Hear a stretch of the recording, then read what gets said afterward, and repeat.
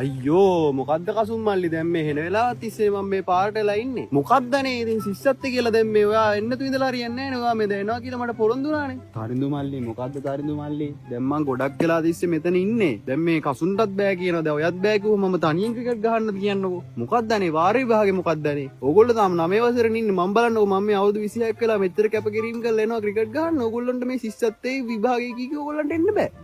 මොකක්ද කියන්නේ වරේ? අනේ මේ වැඩක් නෑ අප්පා. ඕ ෆෝන් එකක් කරගන්න.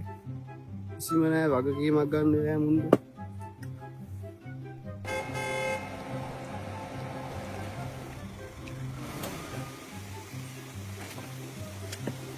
මට සිරි චූටි මල්ලි.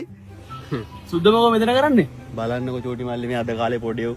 මේ ක්‍රිකට් ගහන්න එනවා කියලා පොළු තියනවානේ චූටි මල්ලි. එහෙමද? බලන්න මම මේ අවුරුදු 26ක් වෙලත් මම කැපකිරීම කරගෙන එනවානේ චූටි මල්ලි මේ ක්‍රිකට් ගහන්න. බලන්න එනවා කියපුවම දෙන්නට මෙන්නේ තියන්නේ. අප්පා අද කාලේ පොඩි උන්නම් පොළුමයි නේ තියන්නේ. කතා කරලා වැඩක් නෑ මල්ලි. ඉතින් චූටි මල්ලි ගමනක් යනවා වගේ. මේ දෝනිත් එක පොඩි ගමනක් යන ගමන් සුද්දා. ඒක නෙමෙයි චූටි මල්ලි. මේ ඔයාට දැන් ලයිසන් තියනවාද? තාම 16 නේ. ටෙම්පරරි විතරයි තියෙන්නේ. මෙහෙමයි ටෙම්පරි තිබ්බා කියලා බෑ. ලයිසන් තියෙන කෙනෙක් එහා පැත්තේ සීට් එකේ යන්න ඕනේ. ඔව් ඒක ගැන නම් බලන්න දෙයක් නැහැ. මගේ දෝනිට ලයිසන් තියෙනවානේ. ලයිසන් තියෙනවා? ඒ කිව්ව චූටි මල්ලි? නෑ නෑ. මට දැන් 27ක් නේ. 16යි නේද? 27යි. දැන් බබා අපි යන්නේ නේ පරක්කු. ඒකනේ ඩංගිට පරක් වෙන. ඩංගි නෙමෙයි මටත් අක්කට පරක් වෙනවලු. හරි එහෙනම් මේ ගිල එන්න චූටි මල්ලි.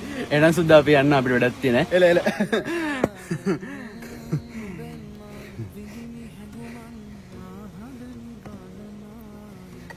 නවසක් නේවි අපිත් අපේ හිනවලට ආවි